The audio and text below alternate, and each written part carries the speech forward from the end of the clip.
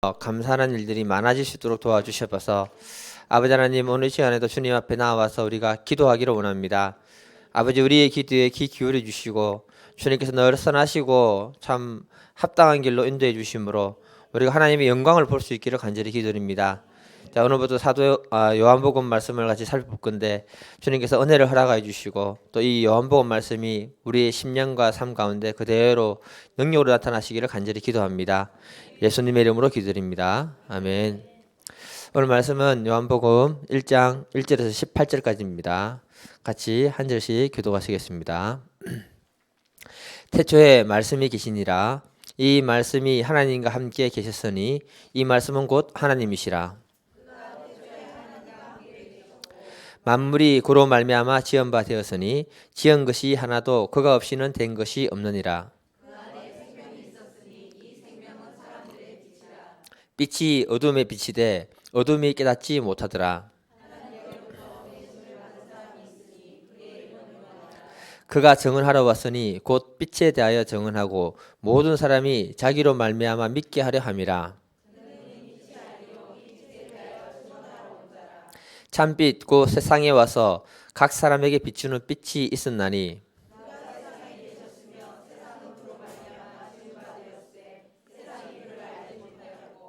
자기 땅에 오매 자기 백성이 영접하지 아니하였으나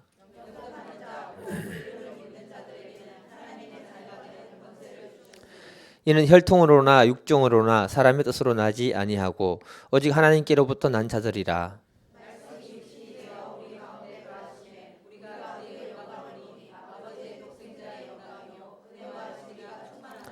요한이 그에게 대하여 증언하여 외쳐 이르되 내가 전에 말하기를 내 뒤에 오시는 이가 나보다 앞선 것은 나보다 먼저 계심이라 한 것이 이 사람을 가리킴이니라 하니라.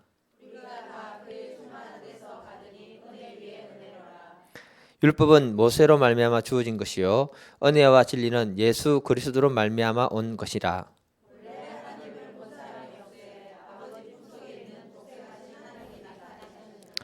아멘. 우리 제목 한번 읽어보겠습니다. 시작. 아멘. 오늘 제가 굉장히 죄송하게 됐습니다. 우리 병재 지사님이 감사 설교할 줄 알고 감사에 대해서 찬양을 준비 많이 하셨는데 저도 고민을 막 하다가 갑자기 메시지가 나오는 건 아니잖아요. 그래서 모르겠다.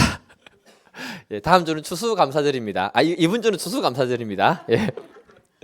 예. 그러니까 요한복음이 기록된 시점은요, AD 90년대쯤이라고 말하고 있습니다. 그러니까 요한복음이 기록되기 이전에 벌써 마가복음, 마태복음, 누가복음이 이렇게 기록되어 있었습니다. 이런 복음서가 존재하고 있는데 굳이 사도 요한이 요한복음을 기록할 필요가 있었을까요? 이거 한번 생각해 봐야 됩니다. 예. 사도 요한은요, 그 당시 요한복음을 기록할 때 요한이 살았던 그 공동체에 꼭 필요한 말씀을 주기 위해서 기록했던 게 요한복음이라고 여러분들이 생각하셔야 됩니다. 각 복음서를 보게 되면요, 시작이 다 다르게 출발합니다. 그 복음서를 그렇게 다르게 출발하는 이유가 뭐냐면 저자가 누구를 대상으로 해서 이 복음서를 기록하냐에 따라서 내용도 약간씩 달라지고 출발점도 다르다는 것입니다. 그리고 각 복음서를 보게 되면요, 오늘은 그림이 두 개 나갑니다. 예. 그림을 잘 못 그리는데 복음서를 보게 되면은 말씀의 영역이 다 다르다는 사실을 기억해야 됩니다. 여기 보게 되면 예수님 탄생, 예수님이 십자가에 죽으시고 예수님이 부활했습니다.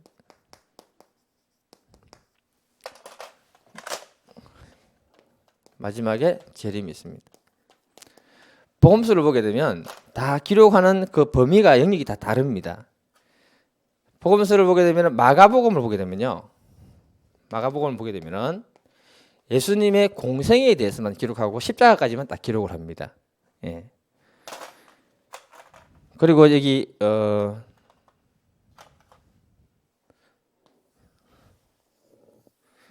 누가복음하고 마태복음을 보게 되면은 예수님의 탄생 이전부터 해서 십자가 부활까지 딱 기록을 합니다. 그리고 사도 바울의 복음서를 그 사도 바울의 서신서를 보게 되면은 바울의 서신서는 이 십자가부터 그 예수님이 재림까지 얘기합니다. 요한복음은요.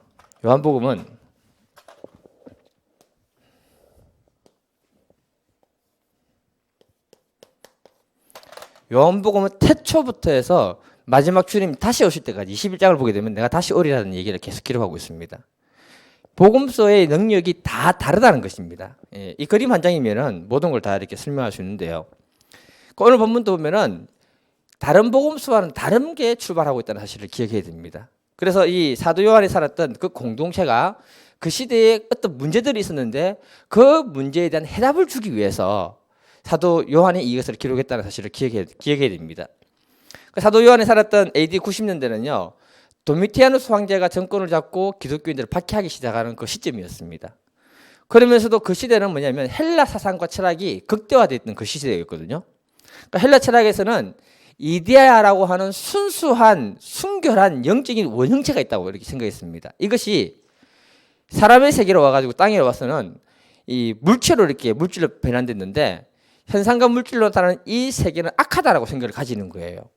그래서 헬라 철학의 기본은 유언론인데 사람을 생각할 때도 사람의 영을 보고는 귀하고 좋은 것이다 생각하고 사람의 육체는 나쁘다라고 이렇게 생각하고 있었습니다.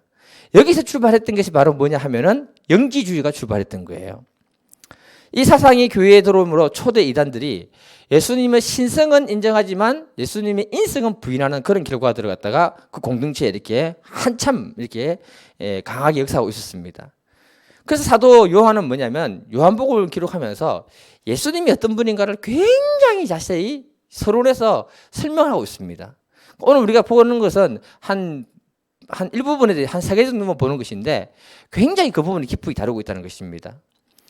요한복음 서론에는요, 그 당시 잘못된 이원론에 대한 지적을 갖다 해주면서 예수님이 어떤 분인가 굉장히 잘 얘기하는데 그 이원론에 잘못되어 있는 영지주의 사상에 잘못된 이야기를 갖다가 말씀 1장 14절을 보게 되면 이렇게 얘기합니다. 한번 읽어보겠습니다.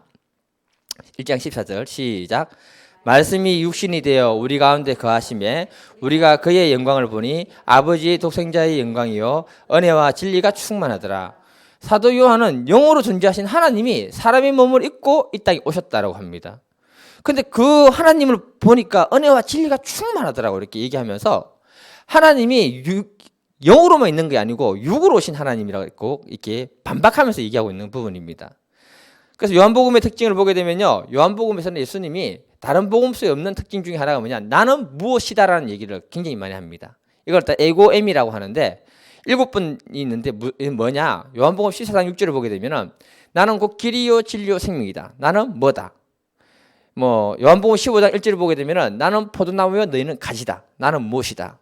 이 얘기를 통해서 뭐라고 얘기하시느냐면은 예수님의 인성과 신성이 무엇인지 하나님이라는 사실을 갖다가 사람들에게 밝히는 게 바로 요한복음이라는 사실을 기억해야 됩니다. 왜 이런 표현을 사용하는가? 굉장히 우리가 한번 깊이 생각해야 되는데요. 오늘 이 설교는 단 한 편으로 끝나는 부분이잖아요. 사실 공부가 좀 많이 필요합니다. 요한복음은요 굉장히 깊은 학문이기 때문에 성경이기 때문에 그 부분을 다 이해하기가 굉장히 어렵습니다. 예를 들어서 사도 요한이 요한복음 1장 1절에 보면 태초에 하나님 말씀이 계시니라. 이 말씀이 하나님과 함께 하셨으니 이 말씀은 곧 하나님이시다. 그러니까 여기서 말씀은 우리가 로고스라고 하잖아요. 왜 이 단어를 사용했는가 생각해 볼 필요가 있습니다. 그때 당시 이 로고스라는 것은 이데아 사상 위에 어떤 세계를 움직이고 그 세계 위에 법으로 역사하는 그 질서를 하고 있는 그 존재가 뭐냐면은 이 로고스라는 존재라는 겁니다. 그 단어를 빌려와 가지고 하나님에 대해서 설명했을 때 그 지역 헬라 지역에 있던 사람들이 하나님을 가장 쉽게 이해할 수 있는 그 단어였기 때문에 그걸 가져왔다는 것입니다. 오늘 요한복음 서론은 좀 딱딱한 부분이 없지 않아 있습니다. 예. 서론을 잘 알아야 됩니다. 예. 그래서 오늘 본문에서는요 많은 연구가 필요하지만은 우리가 예수님이 본문에서 얘기하고자 하는 것이 무엇인가 한 3가지 정도만 보겠는데요. 첫 번째 한번 따라해 보세요. 만물의 주권자가 예수님이다. 네. 우리가 복음서를 보게 되면요 그 속에서 말하는 것이 있습니다. 만물의 주권자가 바로 예수님이라는 것을 마태, 마가, 누가, 요한에서 다 얘기하고 있어요. 예를 들어서 마가복음 4장에 예수님이 제자들과 함께 갈릴리 바다를 갔다가 밤에 건너갑니다. 예수님은 피곤하시니까 배에서 주무시는데 강풍이 불어와가지고 배가 뒤집어지는 일이 일어납니다. 그때 제자들이 두려움에 깨어가지고 예수님을 깨우면서 자기를 도와달라고 막 그렇게 얘기를 합니다. 마가복음 4장 39절에 보면 예수님이 깨어나서 바람을 꾸짖으시면서 고요하라 잠잠하라 했을 때 바다가 조용해집니다. 그 사건을 보고 그들이 뭐라고 얘기했느냐? 마가복음 4장 41절을 같이 한번 읽어볼게요. 4장 41절입니다. 시작. 그들이 심히 두려워하여 서로 말하되 그가 누구이기에 바람과 바다도 순종하는가 하였더라. 이 사건이 사도 요한의 가슴에 딱 박혀 있는 거예요. 이걸 통해서 얘기하는 게 뭐냐면은 만물의 주권자가 하나님이라는 사실을 딱 기억한 겁니다. 그래서 본문 2절 3절에서 뭐라고 표현하느냐? 본문 2절 3절 같이 읽겠습니다. 예, 시작. 그가 태초에 하나님과 함께 계셨고 만물이 그로 말미암아 지은 바 되었으니 지은 것이 하나도 그가 없이 된 것이 없느니라. 만물의 주권자가 하나님이고 만물이 하나님으로부터 나왔다. 예수 그리스도로부터 나왔다라고 선포하는 거예요. 이 선포는 그때 당시에 영지주의자들이 볼 때 영은 거룩하고 육은 나쁘다라고 했던 그것에 대한 강한 반발을 갖다 얘기하고 있는 것입니다. 사도 요한은요, 태초에 하나님 말씀을 갖다가 계셨다라고 선포하면서 하나님이 거룩한 하나님이시잖아요. 거룩한 하나님이 만물을 지었다면 그 만물은 거룩한 것일까요? 더러운 것일까요? 거룩하다는 것입니다. 예. 문제는 그 만물을 사용하는 사람이 어떤 사람인가 그게 중요한 거예요. 이해되십니까, 여러분? 우리가 하나님의 창조 주권과 섭리를 알고 그 만물을 사용하는 것하고 하나님의 창조 주권과 섭리를 모르면서 인간의 욕심과 지향을 가지고 사용하는 것하고는 하나가 땅이라는 것입니다. 하나님이 우리에게 주신 것은요, 다 거룩하고 좋은 것입니다. 이걸 우리가 믿음으로 받아들이고 어떻게 사용하는가가 중요하다는 겁니다. 하나님은요, 태초에 아담과 하와를 만들었거든요.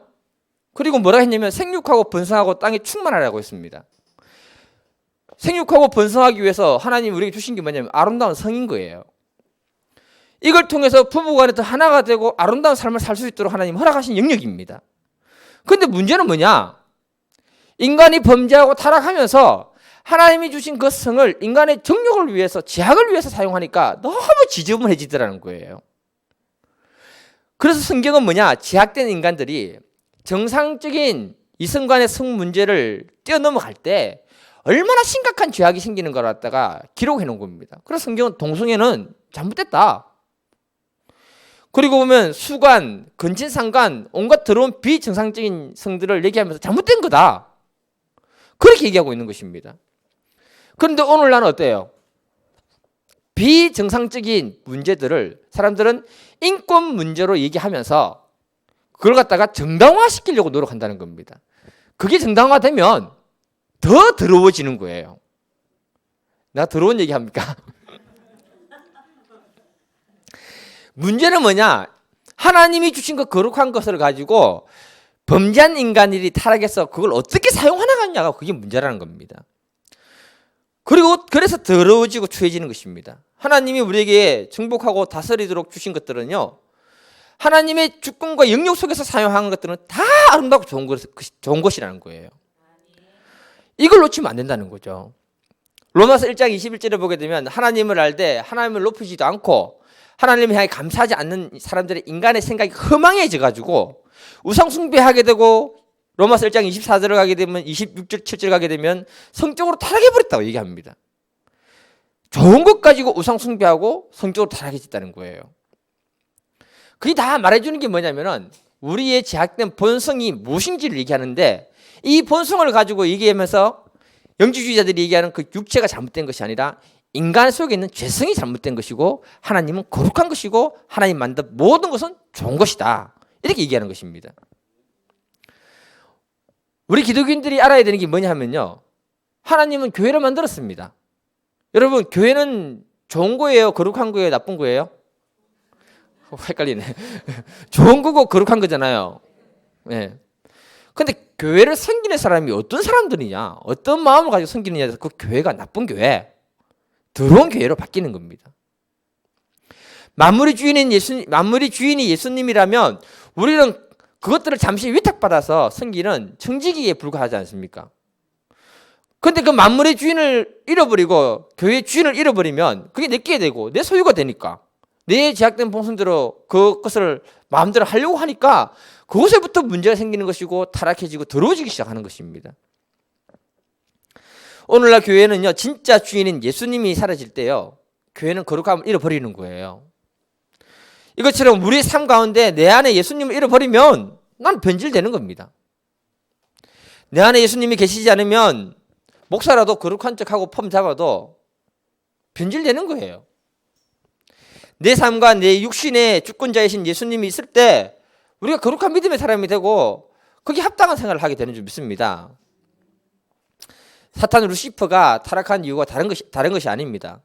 하나님이 절대 주권과 하나님께 드려지는 그 아름다운 영광을 도둑질하고 자기 것 삼으려 하고 하는 순간 심판받고 영원한 지옥으로 쫓겨나게 된 것이에요.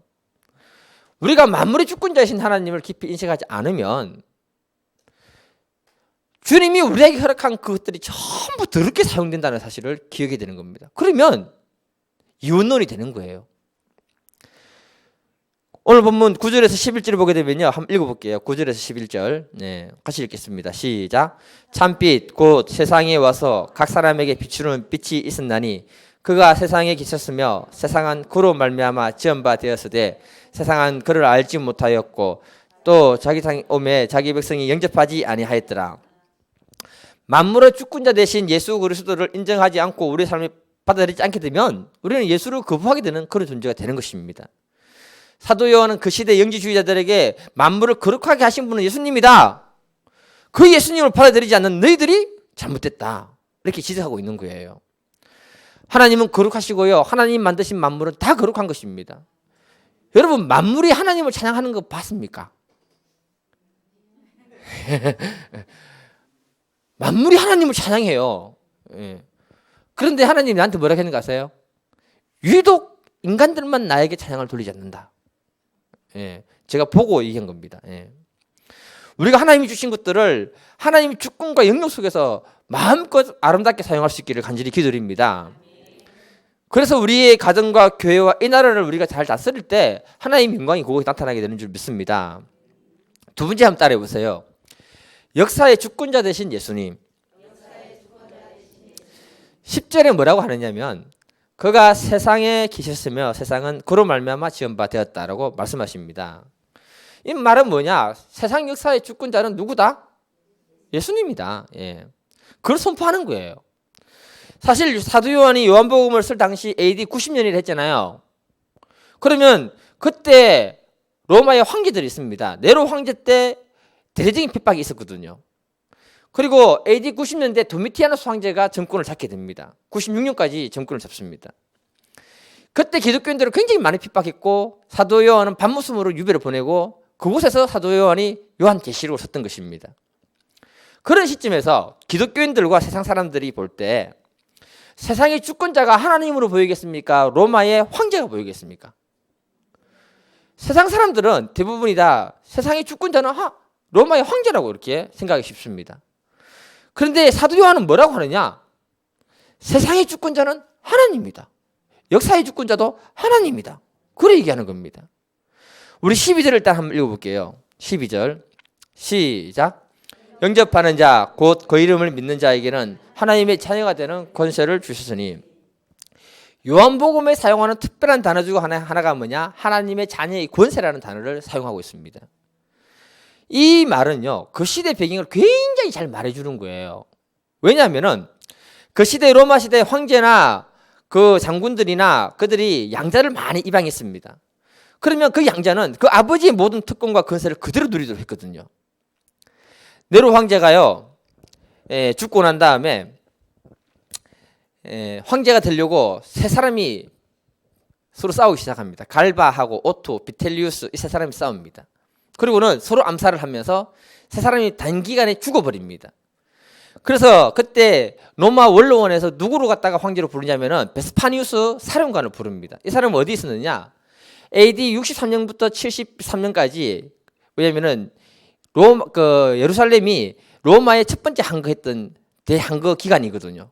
그 길을 진압하러 갔었는데 이 세 사람이 서로 싸우다가 다 죽어버리니까 이제 그 베스파니우스 이 사람을 갖다가 황제로 등극을 했는 거예요. 그러면서 자기 양아들이 누구냐? 티투스입니다. 그 티투스에게 뭐라고 하느냐? 네가 저 예루살렘을 확실히 하고 좀 와라 하고 이제 간 거예요. 티투스가 AD 70년경에 예루살렘을 완전히 초토화시키고 하나님의 성전을 파괴시키고 그 안에 있는 성전의 보물들을 다 가지고 로마로 들어갑니다. 그러니까 자기 아버지 베스파니우스가 그 아들을 갖다가 인정하게 된 거예요. 그리고 그 아버지 양아버지가 죽게 되자 바로 티투스가 로마의 황제로 등극하게 됩니다. 그는 평민 출신인데 로마의 황제까지 올라간 위대한 사람으로 기록하고 있어요. 그래서 교회사에 보게 되면 그 사람의 이름을 디도 장군이라고 합니다. 예. 무슨 말이냐? 로마사에서 로마의 시대에 황제나 그 장군들이 양아들이 된다는 것은 실제적으로 그 아버지의 모든 권세를 이어받는다는 거예요. 그 시대를 반영해 가지고 했던 말이 오늘 본문 12절의 말인 겁니다. 예수 그리스도를 믿음으로 받아들이는 사람들은 하나님의 아들이 되는 특별한 권세가 주어졌는데 그 권세, 역사의 주관자 하나님을 아버지로 삼는 놀라운 권세라는 것을 얘기하는 거예요. 이 세상 역사의 주권자이신 하나님의 아들로서 권세를 가지게 되면 너희들이 현재 핍박받고 고난받고 어려움 당하는 그 문제 아무것도 아니다. 사도 요한 시대에 많은 사람들이 눈에는 로마 황제, 핍박을 가하는 그 황제, 많은 권세자들 때문에 힘들어서 도망다녔지만 사실은 하나님의 그 주권과 역사를 알게 되면은 너희들이 믿음으로 충분히 그 시대를 이길 수 있다. 그 얘기를 하고 싶었던 거예요. 우리가 눈에 보면요, 현재 정권을 잡고 자기 마음대로 권력을 휘두르는 사람들 보면 그 사람이 실제적인 실세니까 굉장히 크게 보일 때가 많습니다. 그런데 우리가 알아야 되는 게 뭐냐? 역사의 주권자고 그리고 우리 인생의 주권자의 하나님을 안다면 그 세상의 어떤 권세자들 앞에서도 우리가 기죽지 않게 되는 줄 믿습니다. 제가요, 옛날에 기도원에서 그 포항 중앙교회 서임준 목사님 있잖아요. 그 일요일 오면 항상 그 설교하러 오시거든요. 그 들을 때 무슨 간증을 했냐면 그 교회 포항시장이 다녔다고 합니다. 우리 교회도 그런 분이 오면 좋은데. 그때가 노무현 정권 시대인데요. 노무현 대통령이 포항으로 시차로 온 거예요. 그리고 그 지역 유지들을 그때 다 만나는 겁니다. 노무현 대통령과 지역 유지들을 만날 때 배치구들을 어떻게 짰냐면은 노무현 대통령이 불교 신자잖아요. 그래서 불교교의 큰 스님들을 앞줄에 딱 놓고 그 다음으로 고위공직자, 포항에 있는 고위공직자를 쫙 놓고 맨 마지막에 저 목사님 자리를 하나 딱 놓고 그렇게 놓았다 합니다. 예. 그러니까 서임준 목사님 한 칼 하잖아요. 항한 카리스마 하잖아요. 가만히 앉아보니 기분이 살 나쁘더랍니다. 왜냐면 맨 뒤에 앉아있으니까. 스님은 맨 앞자리고 자기 목사는 맨 뒷자리고 그러니까 기분이 좀 안 좋죠. 근데 맨 마지막에 포항시장이 대통령을 모시고 나가면서 끝자리 나가잖아요. 나가면서 자기 담임 목사 앞으로 쫓아가가지고 목사님 오셨습니까? 인사를 딱 한 거예요. 뒤에 대통령이 딱 있는데 대통령이 당황해가지고 자기한테도 그렇게 인사를 안 했는데 누구냐고 물은 거예요. 그때 뭐라고 했냐면 그 시장님이 예, 우리 교회 담임 목사님입니다.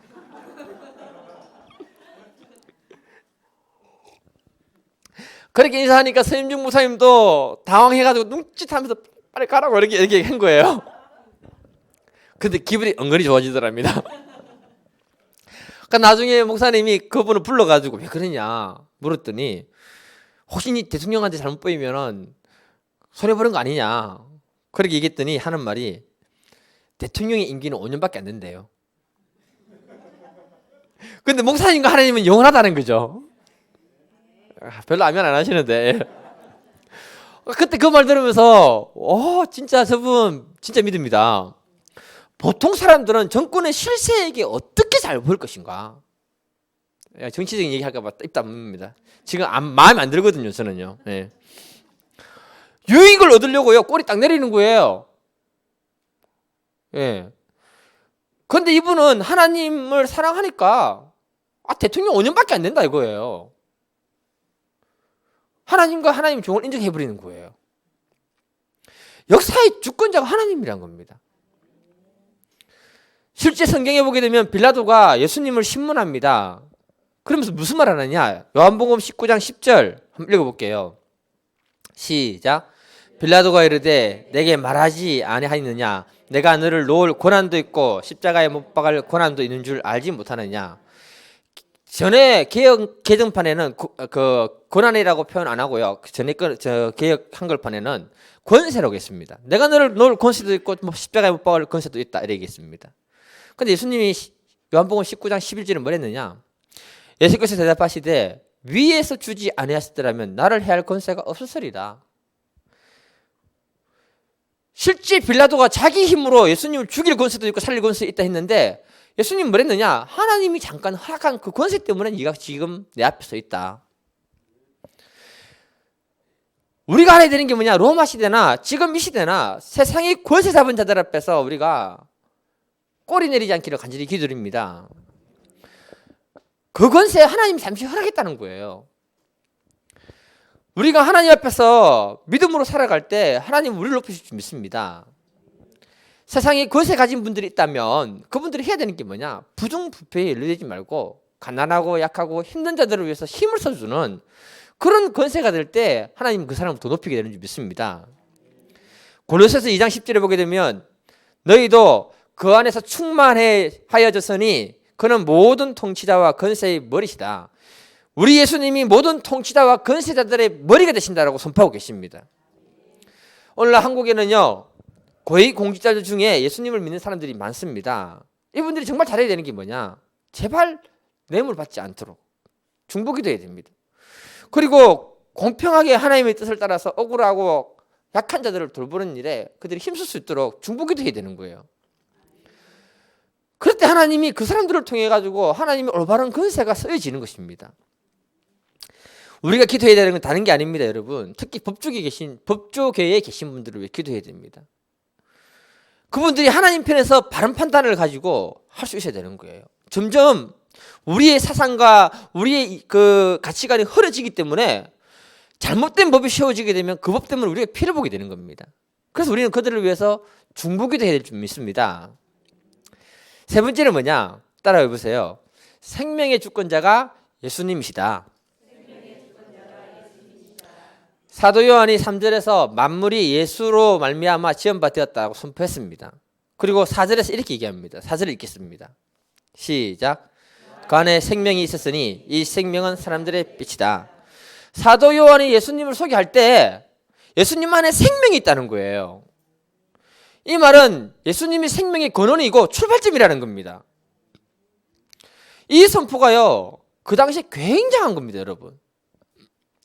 우리가 이 땅을 살아갈 때 세상의 관점으로 보게 되면요 세상의 권세자들, 부자들, 가진 자들을 보면은 부럽잖아요. 믿음이 너무 좋아가지고 전혀 안 부럽죠. 예. 저는 부러울 때 있어요. 예. 근데 안타까운 것은 뭐냐? 그들도 생명이 정해져 있다는 거예요. 시편 90편에서는 모세가 뭐라 했느냐? 우리의 연수가 70이요 강건하면 80이라도 그 연수의 자랑은 수고와 슬픔뿐이다. 오래 살아봐야 7, 80인데 더 오래 살면 수고와 슬픔뿐이다 고 얘기합니다. 오래 사십시오. 예. 그러면서 뭐라고 하느냐? 우리 인생이 길지 않다는 거예요. 한순간이라는 겁니다. 그러면서 오래 살면 수고와 슬픔뿐인데 야고보 사도는 뭐라 했느냐? 4장 14절에 내일 일을 너희가 알지 못하는도다. 너희 생명이 무엇이냐? 너희는 잠깐 보이다가 없어지는 안개다. 한 사람의 인생, 생명이 길지 않다는 겁니다, 여러분. 저는 한국의 그 위대한 기업을 이루신 우리 기업인들을 보면요, 정말 존경스럽고 부러워요. 예. 그분들 때문에 한국 경제가 이렇게 살아났거든요. 그래서 저는 그분들이 중에 많은 분들이 예수 믿고 천국 갔으면 좋겠어요. 예. 정말 안타까운 것은 뭐냐? 그분들은요, 세상에 좋은 거 다 드십니다. 예. 건강을 위해서 어마어마한 투자를 합니다. 그런데 문제는 뭐냐? 우리의 생명이 한계가 딱 있다는 거죠. 세상에 부귀영화를 가졌다 하더라도 그 안에 예수의 생명이 없다면 그 부귀영화 무슨 의미가 있냐 그죠?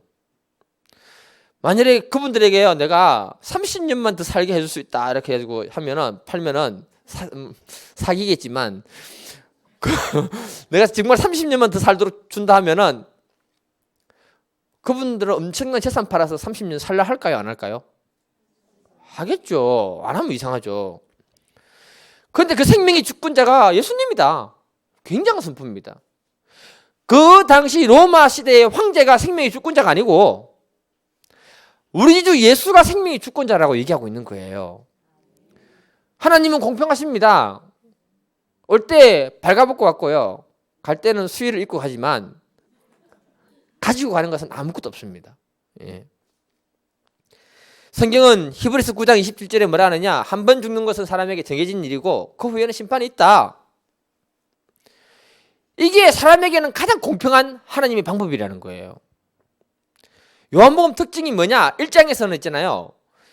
요한복음 1장의 18절까지 서론으로 선포된 이 내용은 굉장히 중요한 겁니다.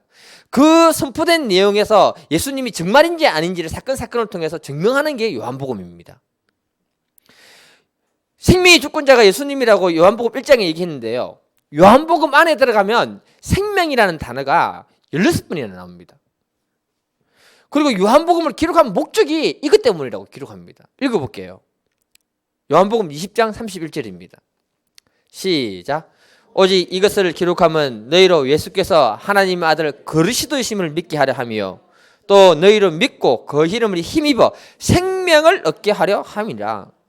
요한복음을 기록한 목적은 영원한 생명을 우리에게 주기 위해서 기록했다. 예. 요한복음 6장 48절에 예수님이 뭐랬느냐? 내가 곧 생명의 떡이다. 굉장히 생명을 많이 강조하는 책이 요한복음입니다. 이렇게 강조하는 이유는 뭐냐? 하나님은 태초에 말씀으로 계시다가 사람으로 오신 이유가 뭐냐? 우리에게 영원한 생명을 주시기 위해서 왔다는 거예요. 그래서 이 요한복음의 구조가 어떻게 되어 있냐면은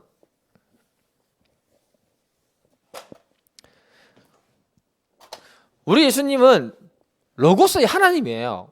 하나님인데 이 하나님이 이 땅으로 오신 인카네이션 하신 이 땅으로 성육신하신 이유가 뭐냐? 이 땅으로 오신 이유는 우리에게 생명을 주기 위해 왔다는 거죠. 생명 주시고요. 그 다음에 예수님은 다시 어디로 간다? 하늘로 가는 거예요. 하늘의 존재니까. 그런데 사람은 어때요? 사람은 하늘의 존재예요? 땅의 존재예요? 흙으로 지어진 존재예요. 하나님이 흙으로 지으시고 잠깐 이 세상에서 하나님이 허락한 생명을 허락하신 거예요. 잠깐 이 세상에서. 그때 영접하는 자, 예수 그리스도를 영접하는 자, 하나님의 아들이 권세를 주셨는데 그 아들의 권세가 영원한 생명이라는 거예요. 그 생명을 받게 되면 못 받게 되면 어디로 가겠습니까? 다시 땅으로 가는 거죠.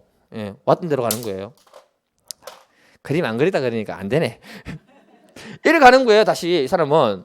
그런데 잠깐 살고 있는 이 기간 동안에 예수를 영접한 사람들은 영원한 생명을 얻기 때문에 그 생명을 가지고 영원한 하나님 나라로 간다는 겁니다. 이게 요한복음의 구조예요. 사람과 하나님의 만남. 왜 인간으로 오셨는가? 이 요한복음 구조입니다. 예. 오늘 그림 그리니까 좀 이상하네요. 그래서 요한복음에서 계속 강조하는 게 뭐냐? 생명이라는 겁니다. 예수님이 만물의 주권자가 되고 역사의 주권자가 되고 생명의 주권자가 된다. 우리가 이 사실을 받아들인다면요, 지금 현재 이 땅에서 권세자들에게 삶의 문제 속에서 어려움을 당하고 고통당하는 그 문제 잠깐이라는 거죠. 예수 믿는다고 어려움 없습니까? 있습니다. 근데 그게 잠깐이다. 예. 아무리 기쁜들 늘 기쁘겠습니까? 잠깐입니다. 늘 기쁘면 어떻다? 미친 사람이에요. 예. 중요한 건 뭐냐? 이 땅 잠깐의 삶 속에 내가 예수님을 영접했느냐? 한 자들은 영원한 생명을 얻는 존재로 갈 것이요. 영원한 세계. 그렇지 못한 사람은 영원한 심판으로 간다는 거죠. 그걸 얘기하는 거예요. 그 영지주의자들에게 엉뚱한 소리 하지 마라. 그 얘기하는 겁니다. 참 재밌는 게 뭐냐면요, 하나님은 우리를 그냥 내버려 두지 않습니다. 제빵사가요 밀가루 반죽을 하잖아요. 밀가루는요 그때 반죽하면 아파요. 안 아플 것 같죠? 이리 비비고 저리 비비고 때리고 던지고 하니까 아프죠. 반죽 끝났는가 싶으면 이제 끝났는가 보다 싶으면 뜨거운 화덕에 집어넣는 거예요. 가만히 안 돼요. 예. 그러면 그 밀가루는 죽을 맛이에요. 그래요, 안 그래요? 근데 제빵사가 그 빵을 화덕에 집어넣고 태우려고 넣는 건 아니잖아요. 가장 적당한 시간대에 끄집어내는 거예요. 그때 놀라운 변화가 일어나는 거예요. 잠깐인 거예요, 잠깐. 예. 그러니까 우리가 고난받고 어려움 당하는 그 이유는 삶에 고난이 있고 문제가 있는 거 잠깐이다. 예. 단지 시간은 똑같은 시간이지만 고통받을 때는 시간이 좀 천천히 간다는 것, 느낌이. 기쁠 때는 또 얼마나 빨리 가는지 몰라요. 예. 그 차이 좀 있는데 잠깐이라는 거죠. 이 사실을 사도 요한은 알았던 것입니다. 그래서 사도 요한은 14절에 이렇게 고백합니다. 읽겠습니다. 14절. 예, 시작. 말씀이 육신이 되어 우리 가운데 거하심에 우리가 그의 영광을 보니 아버지의 독생자의 영광이요 은혜와 진리가 충만하더라. 그 주님 안에 보니까 은혜와 진리가 충만한 그것을 갖다가 감동으로 받아서 자기의 믿음으로 고백한 것입니다, 여러분. 우리 안에 이런 믿음의 역사가 있기를 간절히 기도드립니다. 오늘 이 시간에 우리 기도할 때요, 다른 게 아닙니다. 생명의 주권자가 우리 주 예수 그리스도고 역사의 주권자가 우리 주 예수 그리스도고 만물의 주권자가 예수 그리스도인 것을 믿습니다. 그러면 모든 염려 다 내려놓기를 간절히 기도드립니다. 고통은 잠깐입니다. 영원한 하나님 세계를 우리 사모하면서 삶의 문제도 풀어주시고 하나님 함께하는 것을 오늘 이 밤에 깊이 경험할 수 있도록 같이 뜨겁게 기도하겠습니다. 다 같이 주여 삼창하고 기도.